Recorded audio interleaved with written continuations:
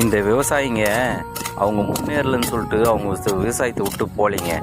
என்னைக்காவது ஒரு நாள் இந்த விவசாயம் முன்னேறுன்னு சொல்லிட்டு இன்னும் கூட இந்த விவசாயத்தில் பாடுபட்டுன்னு தான் இருக்கிறாங்க, விவசாயம் செஞ்சுட்டு தான் இருக்காங்க. யாரும் இந்த விவசாயத்தை விட்டுட்டு இன்னும் போகல, என்ன மாதிரி சில பேர்.